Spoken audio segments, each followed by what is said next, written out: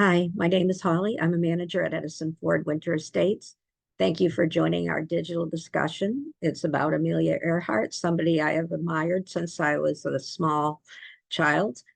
And this is me in front of her Vega, her plane that I think that she's most identified with, the one she was most comfortable with.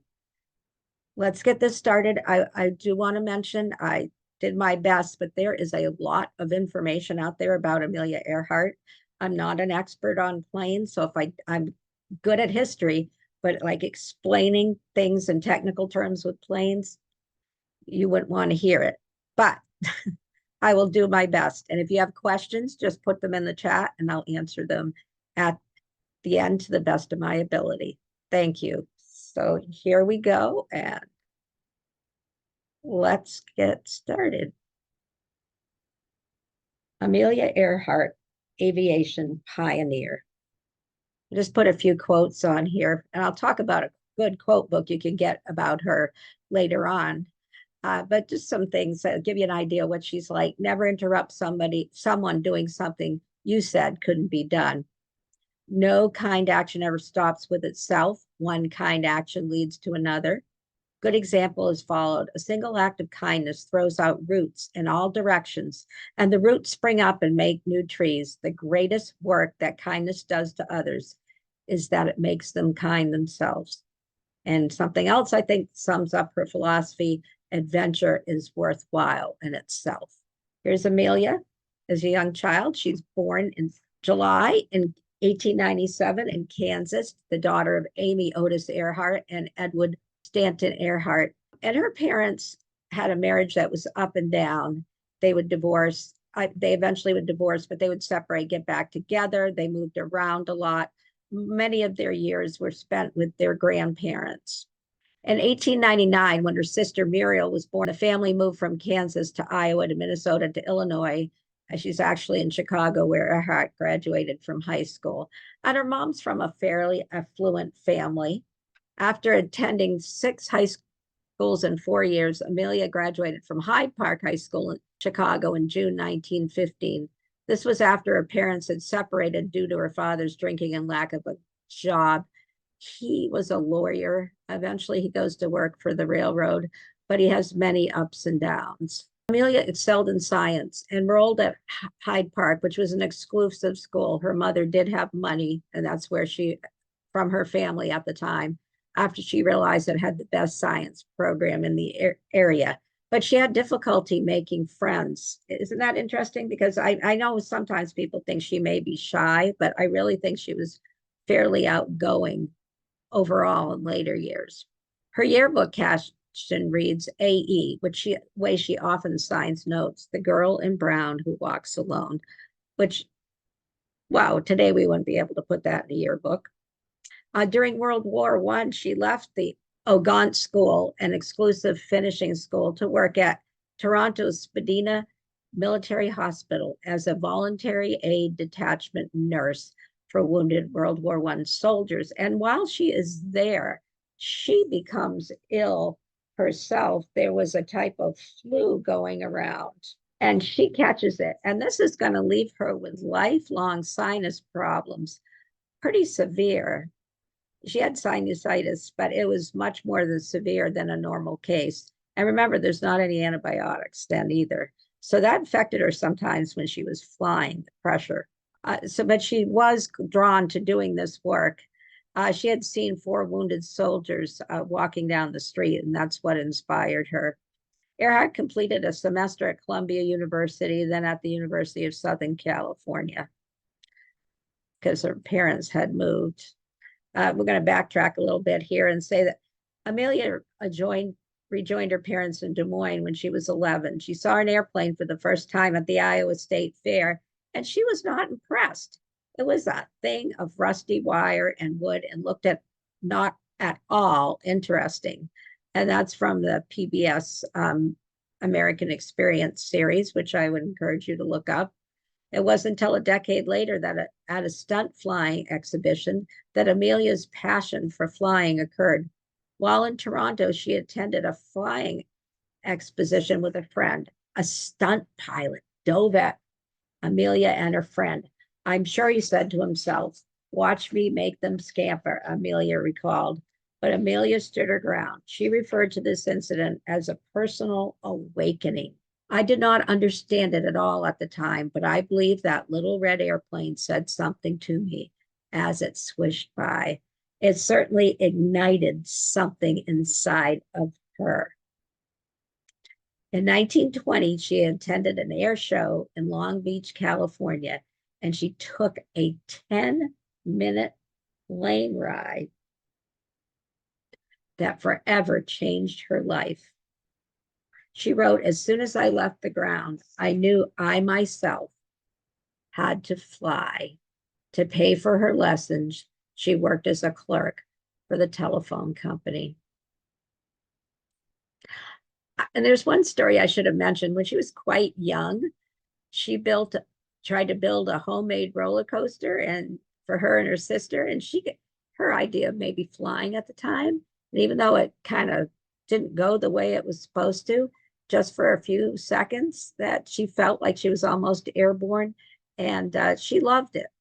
In 1919, she enrolled in medical studies at Columbia, and she quit a year later to join her parents, who had reunited in California.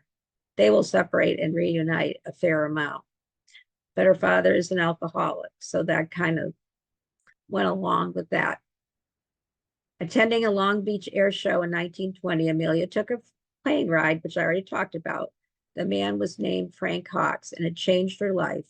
She knew when she landed she was going to fly. She worked a lot of jobs, including photographer and truck driver, and she earned enough money to take flying lessons from renowned female pioneer aviator Anita Netta Snook. It was $500 for the first 12 hours of instruction, and there the two of them are together. And do you know how much money that would be today? Oh, I don't, but I know it's a lot.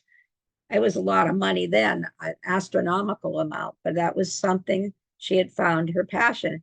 And Netta is only a year older than Amelia, and she doesn't think she was a natural student. Netta was based out of Kiner Field near Huntington Park. The field was owned by Bert Kiner, who was building a prototype of a small biplane called the Kiner Airster. And that's from the Amelia Earhart story, The Forney Museum of Transportation. He believed that soon every family in America would own a plane just as they owned an automobile. Well, that hasn't quite happened, but it has become a little more common. For the first 2 months, most of Amelia's instruction was based on the ground, but she managed to log almost 4 hours of airtime. She read books on aerodynamics and held several odd jobs to pay for the flight instruction. And there she is right there. After 6 months, she had become an accomplished pilot. But her instructor, Netta, felt that she lacked the instinct to become a really great pilot. Amelia was determined to buy a Kiner Airster against Netta's advice. Netta thought there were some intrinsic problems with the airplane and that it was not a plane for beginners. She believed it was underpowered, not stable, and the engine was often unreliable. But Amelia likes this plane because it was air cooled, so it had a simpler system and it weighed less. She was able to pick it up by the tail and move it around without using a dolly or having someone help her. I would think that being that lightweight, again, I don't know enough about it, but that might be a little scary when you're up in the air. On her 25th birthday, she purchased the Kiner biplane for $2,000 and she named it the Canary. She flew the plane in 1922 when she set the woman's altitude record of 14,000 feet. And there she is with it. And look how primitive the airport there looks. And she's actually going to own 2 of those airplanes, but eventually she will sell it to buy a sporty little vehicle. And Amelia actually is able to fly before she learned to drive. And when her parents divorced in 1924, Amelia drove with her mother from California to Massachusetts and moved with her sister in Massachusetts. She became a teacher, then a social worker at Dennison House in Boston. But she maintained her interest in aviation, becoming a member of the American Aeronautics Society Boston chapter, and was eventually elected its vice president. Additionally, she acted as a sales rep for Kiner Aircraft in the Boston area, and she wrote a local newspaper column promoting flying, and she became a local celebrity. And I believe they actually live in Medford, Massachusetts. Promoters, including George Putnam, wanted to have a woman fly across the Atlantic Ocean. And in April 1928, Earhart was chosen for the flight. There was actually the woman that sponsored it she didn't fly, but she was going to go up in that plane and take the ride. And her family did not want her to. So then she was going to pay to have someone else go. And she hitched up with Putnam, George Putnam, who was a book publisher. You know, the name Putnam from Putnam Public, a publishing house. He was the grandson of the founder. But he also, and then later on, he'll leave there, go on to another company. And then he just a kind of a person that does a lot of promoting. And he is 10 years older than Amelia. But Amelia's reputation, there are other women that wanted it, but she got chosen for this flight, and it's going to change her life. On June 17th, 1928, Earhart left Trepassey, Newfoundland, Canada, as a passenger on the seaplane Friendship. The plane had been fitted with pontoons and was piloted by Wilmer Stultz, with Lewis Gordon as mechanic. Richard Byrd's, Admiral Byrd, served as the technical consultant for the flight. Now, Amelia, we'll talk about her trip there, that she was basically just a sack of potatoes. She was not flying or fixing or co-piloting or anything. When they landed at Bury, Port Wales on June 18th, Earhart became an international celebrity. Even though she wasn't actively flying the plane, this is the first time a woman had done something like this. Earhart became an international celebrity. She wrote about the flight in the book 20 Hours, 40 Minutes in 1928. And at this point, I think Putnam is still with the Putnam and Company Publishing, and he's going to be the person that gets that book published. She wrote, and she not only wrote a book, but she began a lecture tour across the country. People paid to hear her speak, and she got paid to speak. Most of the publicity of the tours was managed by publisher George Palmer Putnam, who helped organize the historic flight. On the flight as a passenger only, Earhart was given the job of keeping the flight log, which helped her when she went to write about it. The plane landed in the town of Bury in Wales 20 hours and 40 minutes after leaving Newfoundland. I mean, these are pretty primitive times, and so she might think that she was a sack of potatoes. It was a pretty brave thing to do. Well, due to this flight, Earhart became the first woman to fly across the Atlantic. And here's the New York Times headlines. Now, realize there's two other people on this plane, but it's her that's capturing the attention. Amelia Earhart flies Atlantic, first woman to do it. Tells her own story of perilous 21-hour trip to Wales. Radio quit, and they flew blind over the invisible ocean. And by the way, she got known for her short hair, tousled look, but originally she had waist-length hair. And one thing I read said she kept on cutting little bits so her mother wouldn't notice, but eventually that will be her look. I put this in here because I found very interesting. She went on a book tour and she endorsed products. I mean, she endorsed things like tomato juice. I can't even remember how many products. I didn't put them all down, but like she endorses Lucky Strike cigarettes. She did not smoke, by the way. We'll talk more about that later. And modern Earhart luggage. And later on, she endorses another luggage line. But I found this interesting. This luggage was so well made, but it was made very heavy. So you could not, and it would have lasted forever. But you could actually take it on a plane because you couldn't have anything over 30 pounds at the time. So at that point, that luggage isn't going to be helpful for people that want to fly. She did become known as Lady Lindy because of her resemblance to Charles Lindbergh. Well, I think she absolutely looks nothing like Charles Lindbergh, but I will tell you because she was tall and thin, she had kind of an androgynous look. People said that, but they were very different people. She could come across sometimes as shy, but overall, I think she was a much more outgoing person, much more comfortable to be in the spotlight. In fact, she and George Putnam created a person that was surrounded by the spotlight. Amelia needed money to finance flying, and endorsing products provided a way. Bigger planes are not cheap. Planes aren't cheap. People talk about boats, but planes can take up a lot of money too, especially back then. Then later on, we're going to have a new luggage line. The Amelia Earhart luggage line was introduced in 1931 and marketed as real airplane luggage. It was sturdy and lightweight. It was claimed that Amelia designed the line of lightweight canvas-covered plywood luggage sold by Ornstein Trunk. And you can still find some of this on eBay. So this was a little more successful. And then notice this says Purdue University. She worked with them. I'll talk about that later, but there's a whole Amelia Earhart section in Purdue if you're on their website, if you're interested. So here we go. There's Amelia in the ad. Lucky Strikes with a cigarette carried on the friendship when she crossed the Atlantic. They were smoked continuously from Trepassey to Wales. I think nothing else helped so much to lessen the strain for all of us. It's toasted. No throat irritation, no cough. While they may not have known all the side effects of smoking back then, this did not go over well. This is the one product that really did not go over well. And by the way, she never smoked. The two men on the flight did, but she didn't.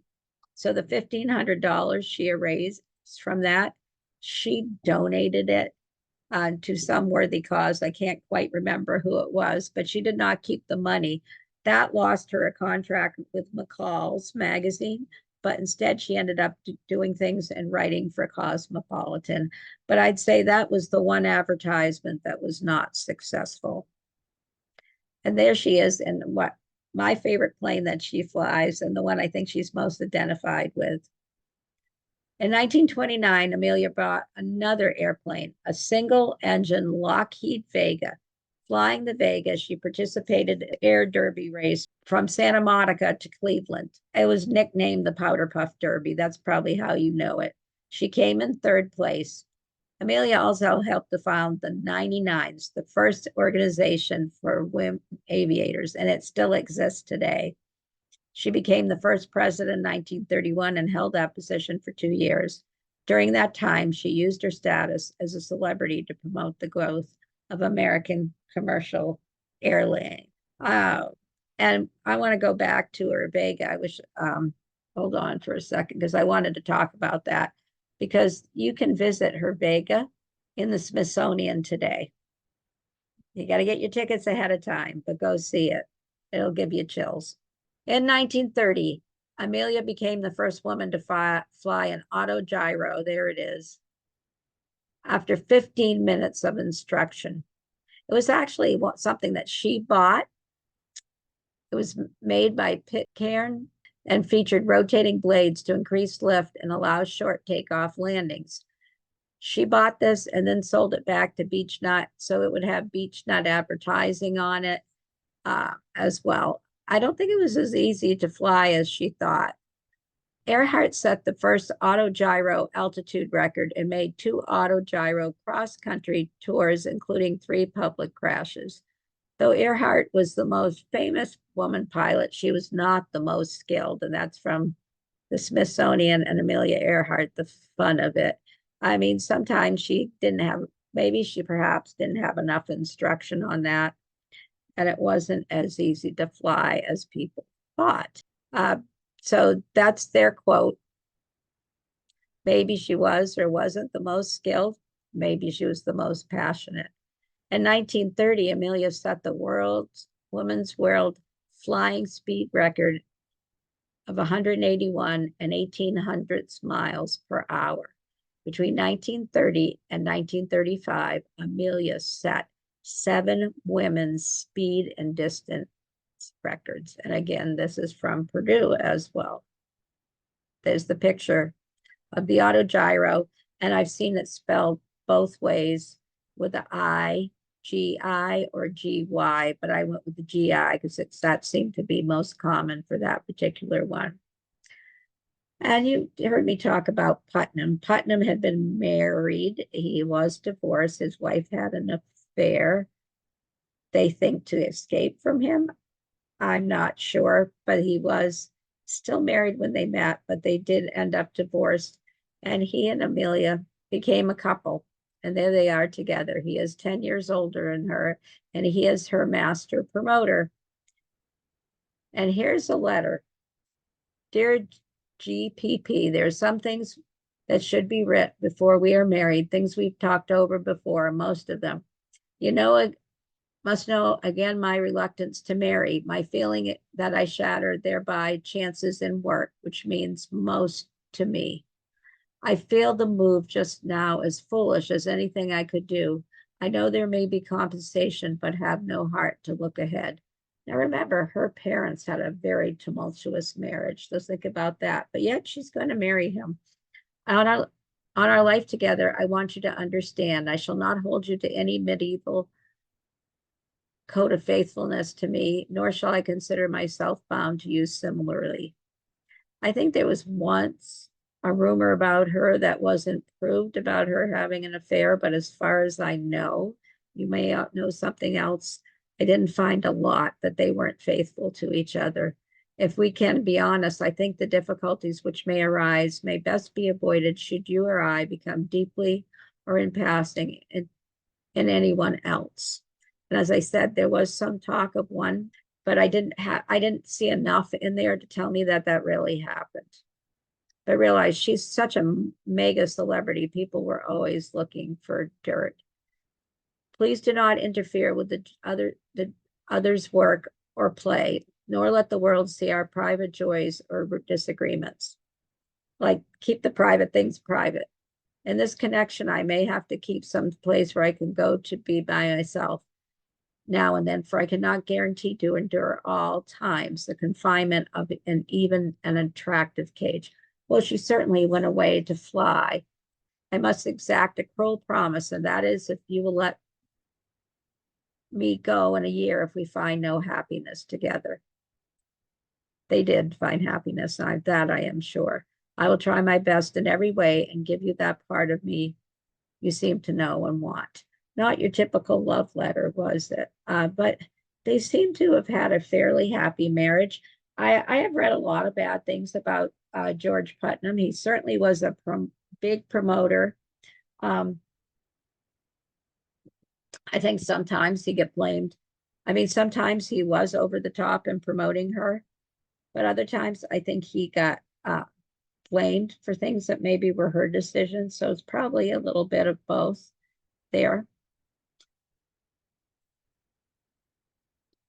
Wanting to prove herself, Earhart decided to fly the Atlantic again, but alone. She thought a transatlantic flight would bring her respect. Ruth Nichols also tried in 1931, but she crashed in Canada. But she was planning another trip, so Earhart successfully beat her, completing her attempt. During her 2026-mile nonstop flight across the Atlantic from Harbor Grace, Newfoundland on May 20th and 21st, 1932, Earhart faced fatigue, a leaky fuel tank, and a cracked manifold that had flames coming out the side of the engine cowling. Ice formed on the Vega's wings and caused an unavoidable 3,000-foot descent to just above the waves. Realizing she was on a course far north of France, she was supposed to land in Paris. She landed in a farmer's field near Londonderry, Northern Ireland, about 15 hours later. That earned her the Distinguished Flying Cross from Congress, the Cross of the Knight of the Legion of Honor from the French government, and the Gold Medal of the National Geographic Society from President Hoover, becoming the first woman to ever receive this celebrated award. The place where she landed in Ireland, excuse me, once had a museum, the Amelia Earhart Center. I think that was from 2003 to 2008. was very controversial that they broke it up. Things were distributed. It was a pretty small museum, but still people think something should still be there to this day. They do have like annual events and things like that, but people think that that museum needs to be there. And this is not when she landed, because she landed in a farmer's pasture or field. This is when she's getting ready to take off. And that's when all the people show up. August 29th, 24th, and 25th in 1932, she made the first solo nonstop flight by a woman across the United States from Los Angeles to Newark. Excuse me, establishing a woman's record of 19 hours, 5 minutes, and setting a woman's distance record of 2,447 miles.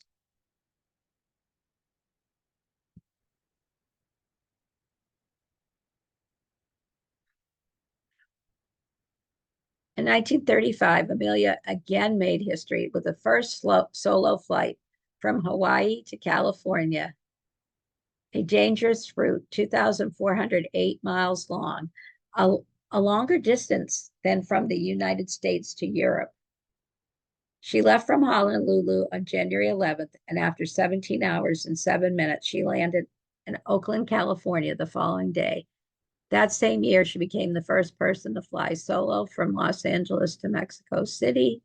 And after this was a nonstop flight from Mexico City to New York. And that's what they called it, but she actually landed in Newark. And truly, the crowds did follow her wherever she went. And here's a poster advertising her, Amelia Earhart, world's premier aviatrix, appearing in person to tell her story of aviation adventures tonight. While Amelia was on a speaking tour in late November 1934, a fire broke out at the Putnam home in Rye, New York, destroying many family heirlooms and her personal mementos, papers, many things. Excuse me. George had already sold his interest in the publishing company to his cousin. She was devastated by this. And by the way, her mother's still living in the East. Her father at one point becomes very ill, and eventually he will pass away. And she did remain close to him, even through all of his trials and tribulations with jobs and alcoholism. They moved to the West Coast, where Putnam had a position as the head of the editorial board of Paramount Pictures. In 1935, Earhart joined Purdue University as a visiting faculty member to advise women on careers as a technical advisor to its Department of Aeronautics. And as I told you, they have a great section on Earhart.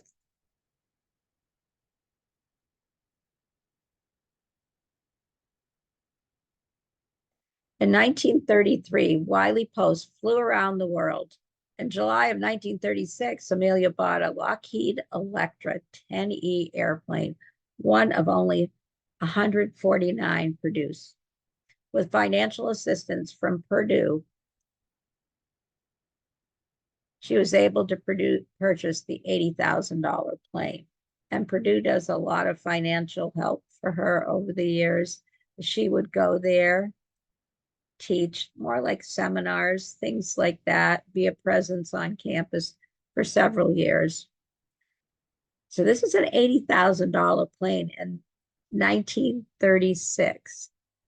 I did not figure out how much it would cost today, but it would be a lot. Amelia began just planning to circumnavigate the globe. That had been done, but not close to the equator. And that's what she intended to do. Therefore, this flight would be much longer than his because she's going to try to be as close to the equator as possible at 27,000 miles. It would be broken up into 4 parts, and there she is in front of her Electra. Amelia began her round-the-world flight with her team of Paul Mance, Fred Newton, Harry Manning in Oakland, California, and set a record for the fastest east to west Oakland to Honolulu travel in 15 hours and 47 minutes, March 17th and 18th. After landing, the plane was moved to Luke Field near Pearl Harbor, where it was refueled. While they were taking off, the landing gear collapsed from Luke Field for Howland Island. And you're going to hear that Howland Island again. A very important part of her story. The landing gear collapsed. We'll talk about that in a second. And both propellers hit the ground. The plane skidded on its belly and was severely damaged. And it was shipped to Lockheed, the manufacturer in Burbank, California. And they had to raise money. And people that were affiliated with Purdue helped to do that. So I want you to think about this for a minute. There's a couple of stories here because not everyone thinks the landing gear just collapsed. I'm going to share this from a magazine that I found. And by the way, Paul was their technical advisor.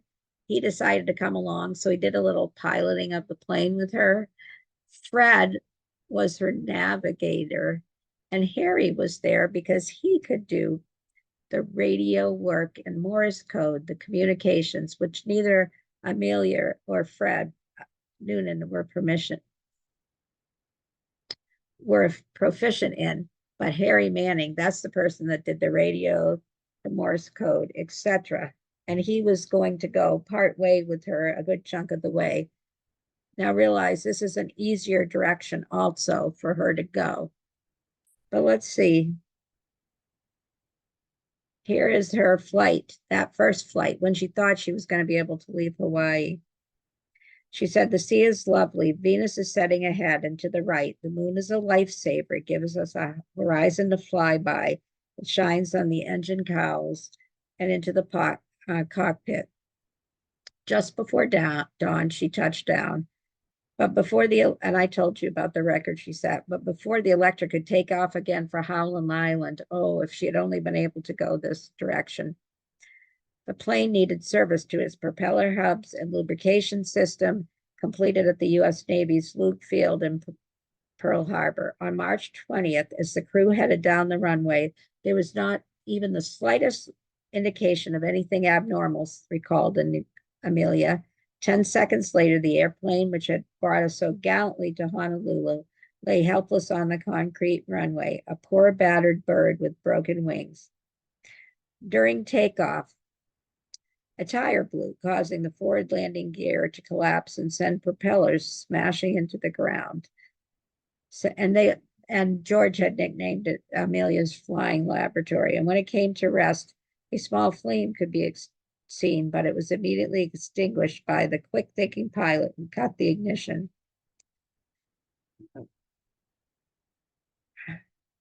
But here's what's interesting.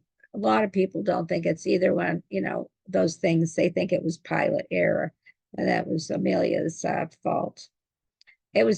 Went back to Burbank, and she'd planned a second attempt, despite naysayers alleging that the crash was a bad omen. But she said, retrospect, it's probably good that it occurred where it did, rather than in some isolated corner of the world far from help. Was it a good thing or not?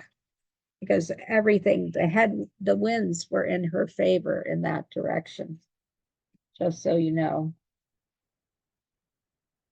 What happens?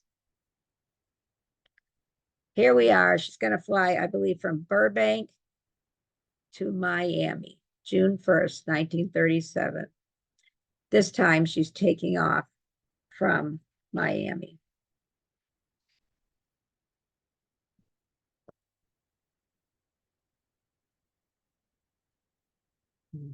And here's the other problem that's going to come up. She is not going to have Manning with her to work the radio, Morse code, the frequencies. Here's what they added to this plane: a cabin hatch, structural stiffeners, and stronger landing gear collars, oleo struts, and tires. The engines set out for an overhaul were found to need fewer repairs. George hires someone to test the plane's radios.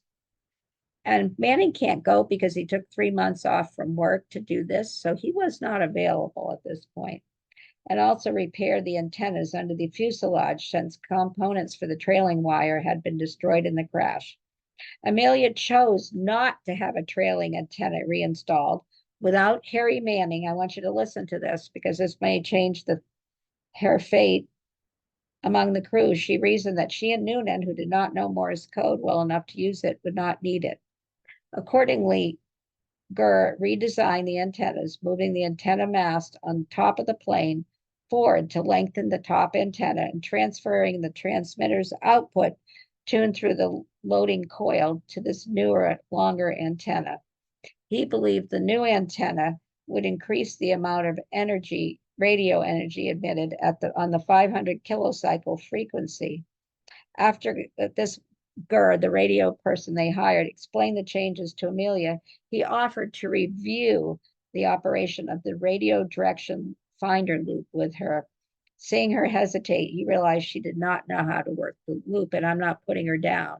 She couldn't do it all. She really needed somebody with her. The radio receiver with the loop antenna was used as a direction finder to find the general direction from a radio range station. When correctly tuned, Amelia would hear a signal from an operating transmitter and would rotate the antenna from inside the cockpit until the weak signal became weaker and faded to minimum. By directing the plane so the signal remained at a minimum, she could hone into a station. She used it briefly, only once, under the supervision of her crew while flying to Honolulu. In the very short time allotted to him, Amelia had to rush off to another appointment. He helped her practice using the loop. The short training section added with Gurr instructing Amelia which frequencies work best with the radio direction finder. This hurried training ended all too soon. Had the radio proficient Manning gone along on the second flight, it might have ended differently. So everything had changed. The winds had changed. Now they're going to go in a different direction because it just wasn't possible to do the original direction. Things had changed. It's not going to be as easy a route, and they're going to be not flying with the headwinds. They're going to be flying against them, and they're going to be doing this in a whole different direction. I'm going to also tell you that several of her colleagues felt that this was a very unsafe flight.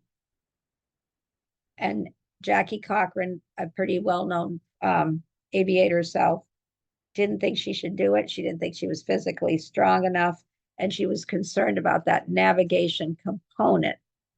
But of course, at this point, we have people that are telling her not to do it. But now it's been publicized. She signed. They made first day covers of her flight that was sold maybe by Gimbals or someplace like that. And she signed some of them. She had raised money. There was pressure. They had so many people who had done so many things. And some people actually believed it was all George's fault. But I think at the end of the day, maybe at some points he encouraged her to go. He would have been okay if she didn't go. She wanted to do it, not to let people down and not to let herself down. But it's a whole different story. And by the way, people believe that if Manning had gone on this flight, had he gone on this second flight, it might have ended differently, even though it was in a different direction. She wasn't a good navigator. Noonan was not. It just wasn't a good idea. And plus, Fred Noonan was in a car accident. The person that is her navigator going with her. There just was so many things that we wonder about. And Paul is not going with her. He had just gone along kind of last minute when he went from Oakland to Hawaii. So it's just going to be her and Fred Noonan. A second round the world attempt started, this time departing from Miami, Florida, and now traveling from west to east on June 1st, 1937. After 22,000 miles of the flight. And I can kind of give you a quick overview of where she went from. I think I had a little, maybe I don't have maybe it's in here. Well, let me see if I can find where she goes. from.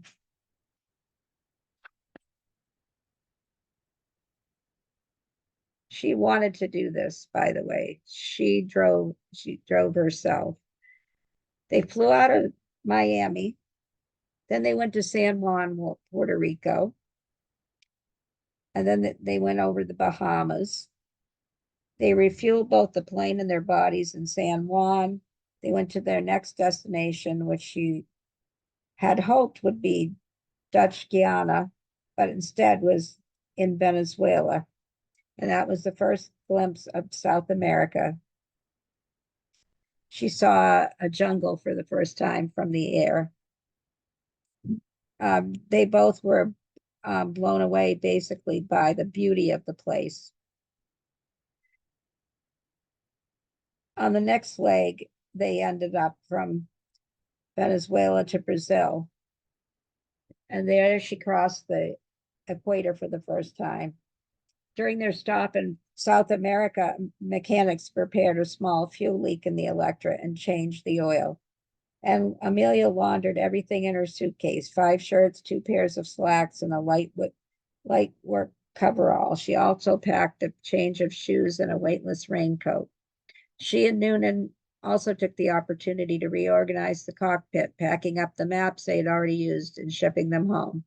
Any space that they could free up was filled with the following morning with a bundle of turkey sandwiches and a cake to enjoy on their hop to Natal, Brazil. Across the Atlantic, Africa awaited them.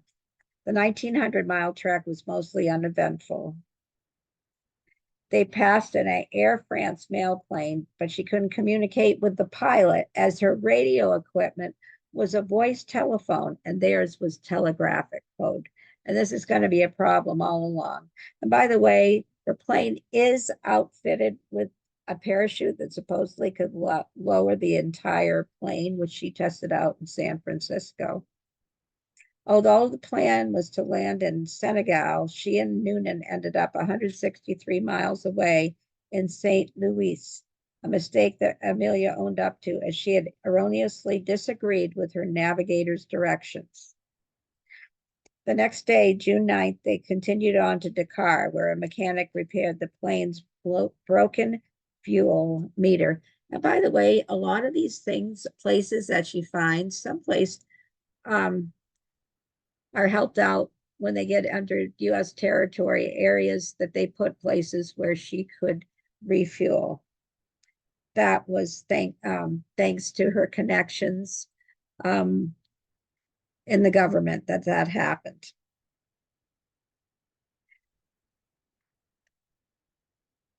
Looking ahead to the next leg, a nonstop flight across Africa, Amelia and Noonan still hadn't plotted out their course.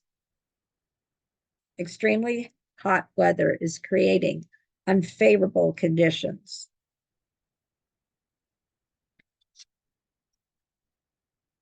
She noted in her journal, I'm warned of tornadoes in the south and sandstorms of the north, so I must try to squeeze between them. That redirect took them to Gao in French Sudan. Next on the way to Chad, Amelia hoped to glimpse elephants and crocodiles she heard so much about. Instead, she saw a group of hippopotamuses. As they approached the Red Sea, she was surprised to discover it was actually blue. In preparation for the lengthy flight across the Arabian coast to India, Amelia decided to stop in Ethiopia, where it was a greater supply of 87 octane gas. Unknowns to her, the press had reported they were headed for Karachi, Pakistan. When we became long overdue at that destination, naturally there was anxiety regarding us. 13 hours later in Karachi, Amelia learned that no one before her had flown nonstop from the Red Sea to India. The first person she got to share the news was with her husband, Putnam. And by the way, she did keep her last name throughout her marriage, but occasionally they would be referred to as the Putnams. He had called to check on her progress. It's a grand trip, she gushed to her husband. We'll have to do it again together sometime. On June 17th, Amelia and Noonan had traveled 1,390 miles to Calcutta, India. This time they were battling sandstorms as they flew over the Sindh Desert. At 5,000 feet, she was shocked to see the black eagles alongside her plane. On her next leg to Burma, she also got to experience monsoons. She had heard so much that wreaked havoc on the area from June to September. When that subsided, they had to cut the trip short because of the rain and wind that was unrelenting. So they land in Rangoon, the capital of Burma. When the storm subsided, they went on ahead to Singapore. I felt as if I was dreaming, Amelia said. The sea, really mauve, melted into a blue sky with companies of little white clouds. A fairer day could not have been. They were bound for Java in Indonesia on June 23rd. It crossed the equator a third time. Once on the ground, while her plane went through its inspections, Amelia set off to check out an active volcano. Amelia Noonan also drove to a car 3 hours to Batavia, the capital of the Dutch East Indies, to see the country intimately, and flew back to Benodome to gain perspective. At markets, they found entrancing treasures, but made a pact not to buy anything. But Amelia did buy one small thing, a lovely, and quote unquote, in her words, sheath knife from a metal worker shop. Well, in Batavia, they had some food and local food. And on June 28th, we're getting to the end here, Amelia Noonan landed in Darwin on the northern coast of Australia. During the quick stop, there were two things she wanted to do: to meet a famous female pilot, Jean Batten, and see a koala. She didn't get to do either, though Batten sent her a telegram congratulating her. 2 days later, they were in Lai, Papua New Guinea, which meant the aviators were nearing the end of their epic journey around the world. Beyond the Gulf of Huon, the waters stretch into the distance. Somewhere beyond the horizon lies California. Amelia wrote on June 30th, 22,000 miles have been covered. There are 7,000 more to go. And by the way, Noonan, her navigator, wore a good luck charm, a shamrock, that he put on March 17th, St. Patrick's Day.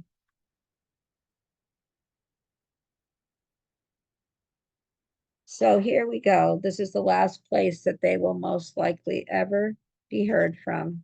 And actually, the last place we know where they were safe was in New Guinea. So she goes from, I hope I'm saying this right, Lai, Papua New Guinea, to Howland Island. And that's a U.S. territory. And by the way, she had help. I told you, the government, the military, lots of people helped her, followed by a stop in Honolulu and ultimately Oakland, California, where her husband was waiting for her triumphant return. But the last leg over the Pacific Ocean was the most difficult. Remember, she was going to do that in the opposite direction from Hawaii to there. That part would have been behind her much sooner. The most perilous stretch of the flight, primarily because no one had ever traveled the route before that they were taking. At 6,500 feet long, Howland was so microscopic from the sky. Docked U.S. Coast Guard cutter Itasca and Ontario would be burning flares and sending out smoke signals during the day to guide the plane to the island's landing strip. Due to bad weather, she'd need to wait. Originally, they were supposed to leave on the 1st, but it doesn't happen until the 2nd.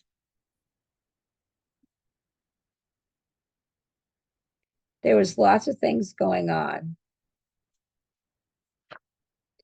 with this. Fred Noonan had problems with radio difficulties to set his chronometers, so it affected his ability to navigate. And so they're really going to need it because Howland was such a small island, and that's the place where they're going to refuel. They had a great time that day in New Guinea, by the way. They explored a coconut grove, etc. And so on July 2nd, they depart New Guinea, and she's communicating with the Coast Guard cutter Itasca. The flight was largely unremarkable. 5 hours in, they were cruising at an altitude of 10,000 feet, which she planned to reduce as they approached thick clouds. And by the way, they had unloaded several things to make this lighter. They had left things behind. Realize they do not have anybody that can communicate by Morse code. And there's lots of times when that was the only way to communicate. And even though the Coast Guard cutter had been informed that they didn't have the capability of receiving Morse code, many of their transmissions back to Amelia and Noonan were in Morse code. They approached some thick crowds, and then 80 minutes later, she whistled into the microphone to her signal that they were 200 miles from Howland. At 100 miles away, she did the same. That was followed by a desperate update. The Electra only had a half an hour of fuel left, and there was no land in sight. So many things could go wrong, and she's going against the headwinds too. But all she heard in response was silence. Throughout the word flight, there had been issues with the plane's radio directional finding equipment. Some people think that she might have cut off the Electra's long wire antenna loop because it was too difficult to crank back in and didn't work correctly anyways. Now Itasca was unable to communicate with Amelia and Noonan, and when they tried, they were doing it in Morse code, and her transmissions were growing stronger. She must have been getting closer, but the ship's radio operator ran out onto the deck, expecting to see the plane overhead, but there was nothing in the sky. And up in the Electra, she was growing frantic. We must be on you, but we cannot see you. There's no other place to land if they don't find this island. Moments later, she repeated, gas is running low. In her final transmission, Amelia spoke so rapidly it was difficult to decipher.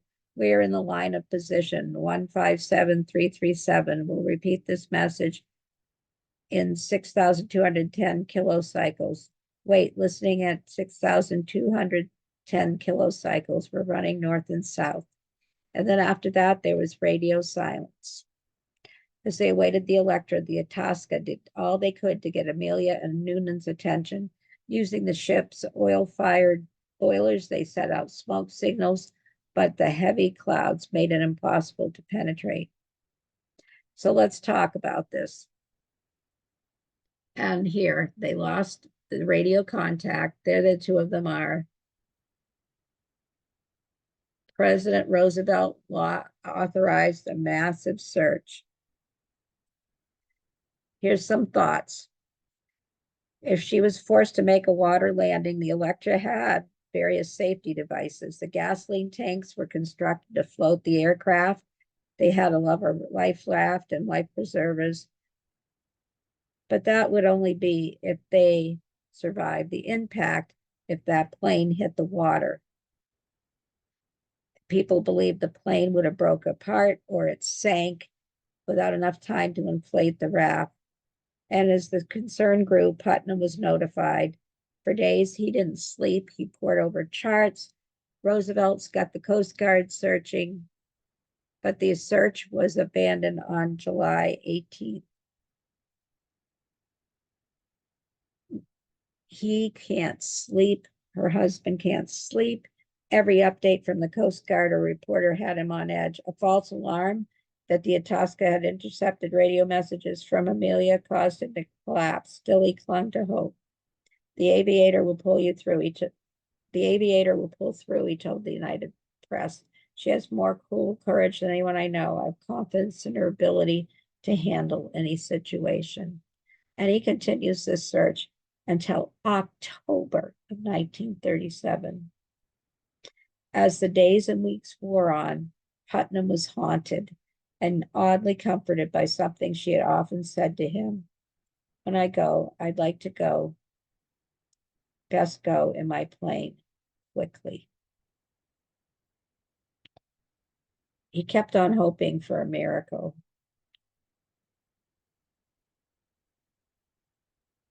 In October, he gave up the search and began proceedings to have his wife declared dead.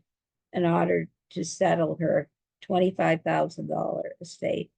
It would be another 15 months before it was official. And Putnam, she was supposed to write a book, but he writes a book, Soaring Wings, a biography of Amelia Earhart. And I do believe he was heartbroken. He remarries, but that ends in divorce. And then later on, he will marry again, and that will last. And it was like, all right, so I am not an expert. Here is the last picture taken of them. It was beside her plane in Lai, New Guinea in 1937. It was taken with a gold miner just before they departed for Howland Island, July 2nd, 1937. Some of you may think she's alive. There's all kinds of stories about her. The Navy puts out ships looking for her. There's just so many ships. Could it have crashed on land? They looked on the Phoenix Islands, including the 3 and 7/10 mile long Gardner Island, which had been uninhabited for 4 decades. There was no inhabitants there. People were thinking that because it was designed to float, it would be okay, but I don't think. There was so, and there was nothing left, not oil slick, nothing. Nothing. They swept the area. A $4 million search. In today's money, $85.7 million, covering 180,000 miles. What happened? I am not an expert. What really happened? Here's what I think happened, and I'm not an expert. I think that they had to land and sea. They were supposed to be aiming for a little tiny island, Howland. They couldn't communicate with the Coast Guard cutter. It might have been going as fast as 70 miles per hour when it went into the water. That's the equivalent of smacking into a hillside, which nobody could survive.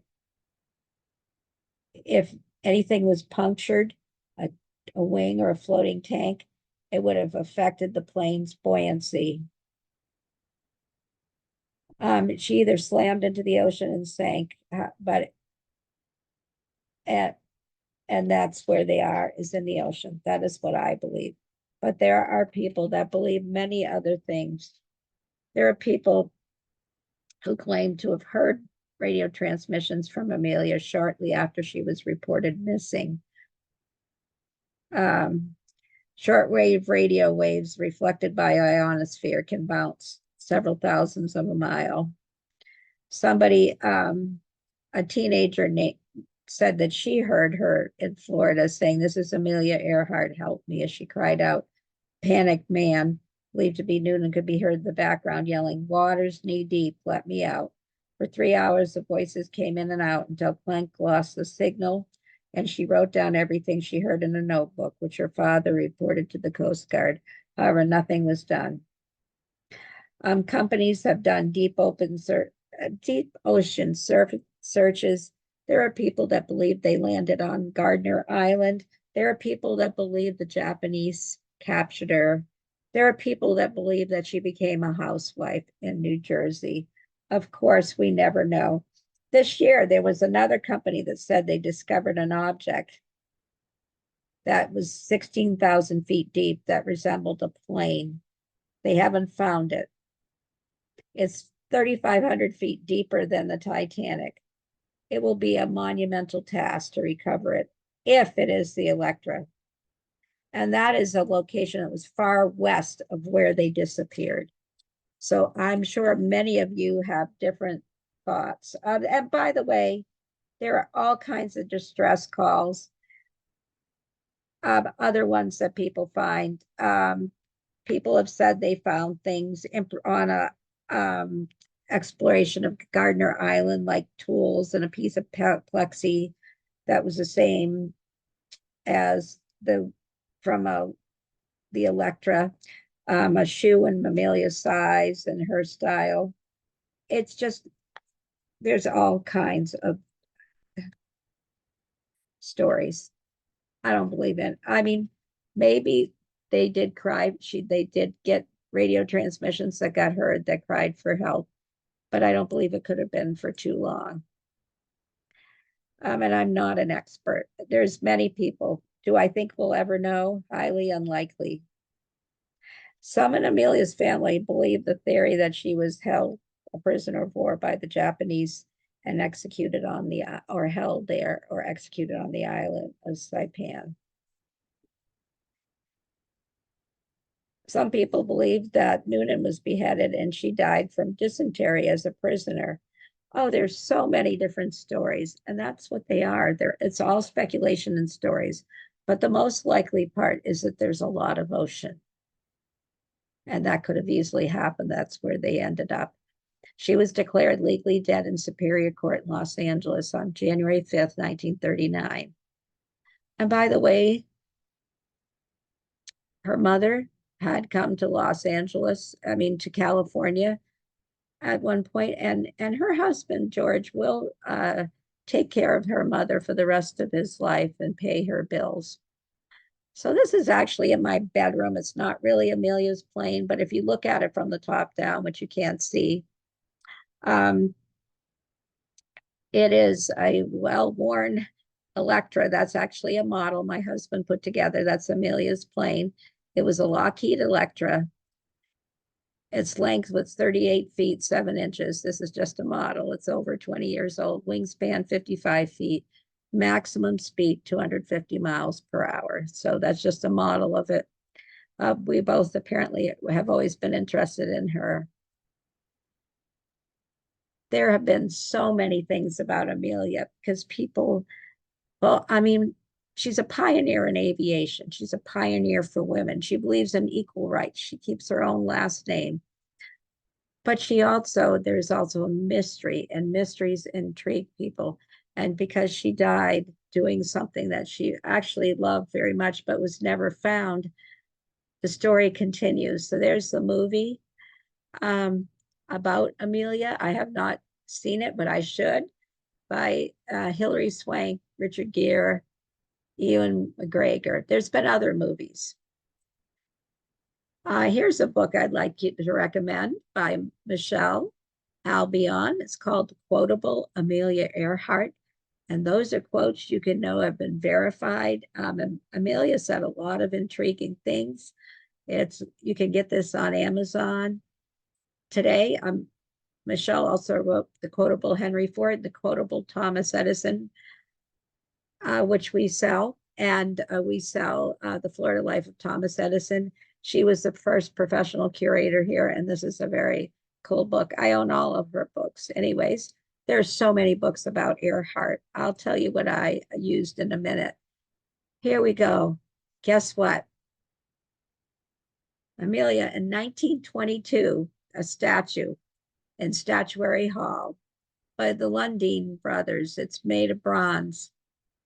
It represents Kansas, her home state. Amelia Earhart, famous aviatrix, first woman to fly solo across the Atlantic, the 11th woman in Statuary Hall. I think their belt buckle is in the shape of Kansas. And I think this group that will actually, I'll talk about them on the next page, but they start a museum that actually has a replica of her Electra. This is the same organization that raised the money for this. This cost $150,000. And I think it captures her essence pretty well. Here's some other places you could go.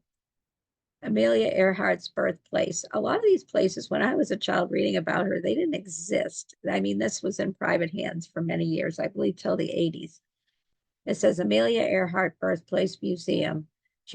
And this is her home. This is a museum you can go visit in Atchison.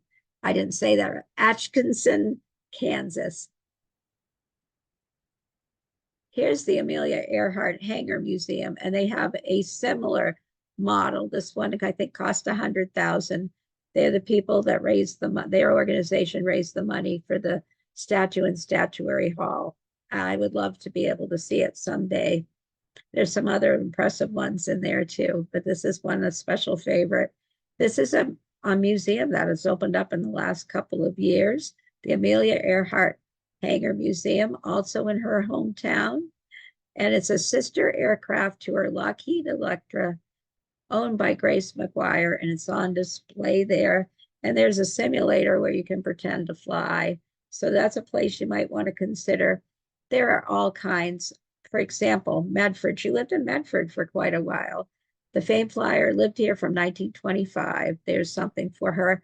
There are statues, there are memorials to her all across the country and even in other places in the world. Here's some of the places I got my information from, and I did a couple of books.